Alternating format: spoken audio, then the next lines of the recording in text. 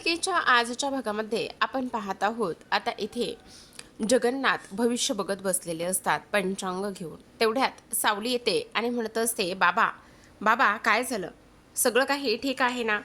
तेव्हा जगन्नाथ म्हणत असतात, हो सगळं काही ठीक आहे, पण काय झालं ग?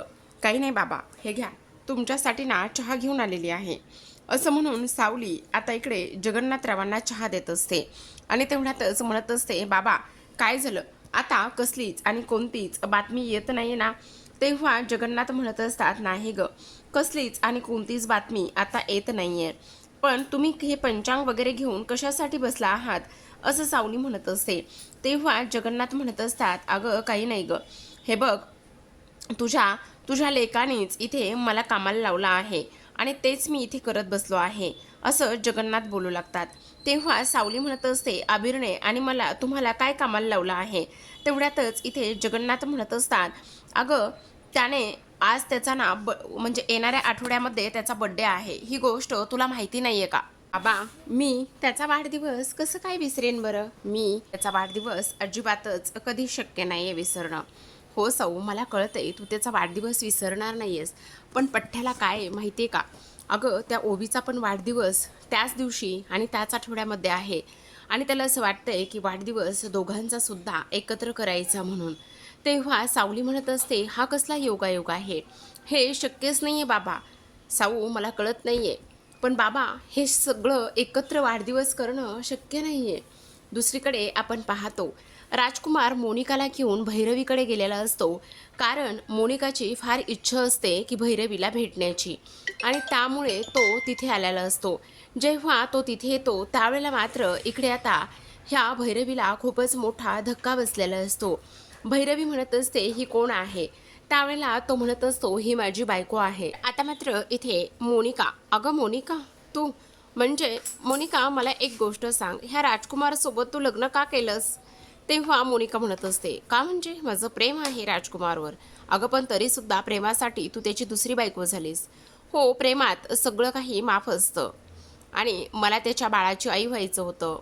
माझ्या मुलीवर फार प्रेम आहे, त्याचबरोबर राजकुमारची सेवा करायची होती, आईंची काळजी घ्यायची होती. असं म्हटल्याबरोबर राजकुमारला ठसकाच लागतो. मग आता राजकुमारला ठसका लागल्याबरोबर इकडे मात्र ती उठून त्याला पाणी प्यायला देत असते. मग आता इकडे भैरवी म्हणत असते, बरं ठीक आहे ह्या सगळ्या गोष्टी, पण आपण आता मुद्द्यावर येऊ का? मला एक गोष्ट सांग राजकुमार, त्या खंड्याचं काय झालं? तो खंड्या सापडलं का? आता लगेचच इकडे तो म्हणत असतो, त्याचं जे लोकेशन आहे ना ते मात्र माझ्या घराजवळच सापडलं आणि माझ्या घराजवळ लोकेशन सापडलं. मग आता इकडे भैरवी म्हणत असते, मला असं वाटतंय की तुझ्या घरामधलंच कोणीतरी जे आहे ते खंड्याला आणि सावलीला मदत करत आहे. मग आता इकडे तो म्हणत असतो, असं कसं, माझ्या घरामध्ये कोण मदत करत असेल? तेवढ्यातच आता भैरवी मोनिकाकडे पाहते आणि म्हणत असते, ही जरा जास्त एक्स्ट्रा स्मार्ट आहे आणि एक्स्ट्रा हुशार पण आहे. काही जरी झालं ना तरीसुद्धा हिच्यापासून जरा आपल्याला सावधच राहायला पाहिजे, हिच्यापासून आपल्याला जरा काळजी घ्यायला पाहिजे, असं सुद्धा आता इकडे ती बोलत असते.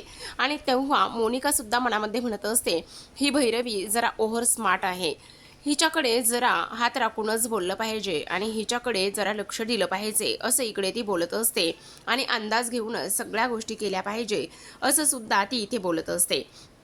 तर आता प्रेक्षकांनो एवढंच नाही तर मोनिका म्हणत असते, ऐका ना राजकुमार, आई घरी वाट बघत असतील, आपण निघूयात का? आणि त्याचबरोबर शुभ्रा सुद्धा शाळेतून आली. आता लगेचच राजकुमार आणि मोनिका हे दोघेही जण तिथून निघून जातात. तर इथे दुसऱ्या बाजूला अमृता ही धावतच सारंगकडे आलेली असते आणि सारंगला म्हणत असते, सारंग मला तुझ्याशी थोडंसं बोलायचंय. सारंग म्हणत असतो, हा बोल ना, काय झालेलं आहे? तेव्हा आता तो इथून उठून दुसऱ्या जागी बसलेला असतो. तेवढ्यातच आता इकडे मात्र अमृता म्हणत असते, मला एक गोष्ट सांग, तू ओवीला काय बोललास? तेव्हा सारंग म्हणत असतो, तुझा जरा इकडे येण्याचा स्पीड कमी झाला आहे. मला वाटलं ओवी ज्या स्पीडनं तुझ्याकडे धावत आली आहे त्याच्या दुप्पट स्पीडनं तू माझ्याकडे येऊन मला जाब विचारशील. बोल ना, काय झालंय?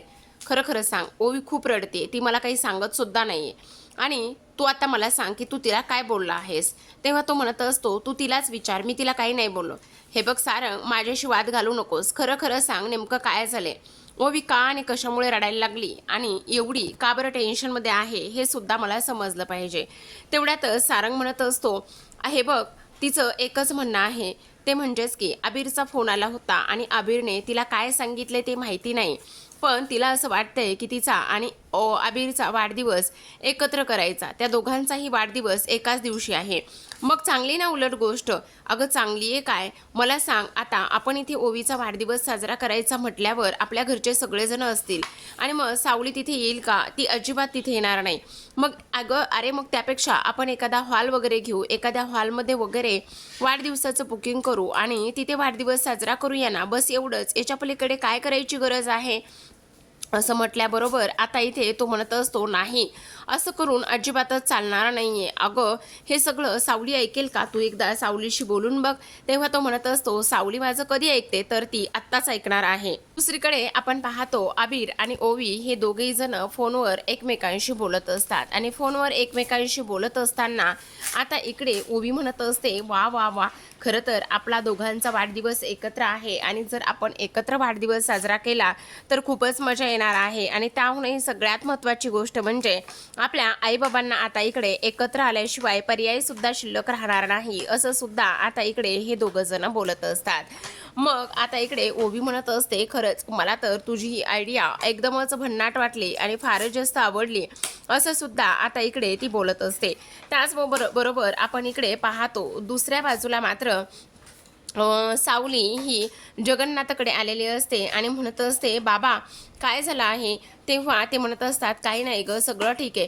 बाबा मला एक गोष्ट सांगा, त्या ह्याचं आपलं सगळं काही व्यवस्थित आहे ना? म्हणजे आता गुरुकुलाचं आणि त्याचबरोबर त्यासाठी हो काळजी करू नको, सगळं काही व्यवस्थित सुरू आहे. आणि तुला एक गोष्ट सांगू का सावली, हे बघ गुरुकुलामध्ये आता लवकरच आता त्याची पहिली तारीखसुद्धा आलेली आहे. मग गुरुकुलाची पहिली तारीख आल्यानंतर लवकरात लवकर सगळं काही व्यवस्थित सुद्धा होणार आहे, असं सुद्धा आता इकडे सावली बोलू लागलेली असते. तेव्हा जगन्नाथ म्हणत असतात, हो तू बोलतेस ना ते अगदी बरोबर आहे, काळजी वगैरे करण्याची तुला काही गरज नाही, असं सुद्धा आता इकडे ते बोलत असतात. तर इकडे सावली जगन्नाथांना म्हणत असते, बाबा मला तुम्हाला आणखी एक गोष्ट सांगायची आहे. काय झाले? बोल ना साऊ. हे बघा ना बाबा, इथे जे काही व्यंकटेश आहेत ना, त्यांनी मात्र ह्या नात्याचा वेगळा अर्थ काढायला सुरुवात केली. मग आता जगन्नाथ म्हणत असतात, ते तर सगळं होणारच होतं, त्यामध्ये वेगळं असं काहीच नाही आहे. मी साऊ हे बघ, तू तुझ्या बाजूने मैत्री करत असतील, पण त्यांना मात्र फसवण्याचा तुला काहीच अधिकार नाही, असं सुद्धा इकडे ते बोलत असतात. दुसरीकडे आपण पाहतो आता अमृता आणि त्याचबरोबर सारंगचं बोलणं सुरू असतं. तेव्हा इथे अमृता म्हणत असते, हे बघ सारंग, तू फार चुकीचा वागतोयस. तेव्हा तो म्हणत असतो, नाही मी काही एक चुकीचं वागत नाही, त्याचबरोबर इकडे हे सगळं माझ्यामुळे काहीच नाही झालेलं. तेव्हा मात्र इकडे ती म्हणत असते, हे बघ दोघांचा वाढदिवस एक साजरा करायचा आहे म्हटल्यावर काहीही फरक पडणार नाही. आणि त्याचबरोबर जर वाढदिवस साजरा केलास तर त्याने काय होतंय? अगं वेडी का तू? उलट एक काम कर, तू जे काही करायचं आहे ना ते तिला समजावून सांग आणि तिला विचार की काय करायचं आहे आणि काय नाही ते.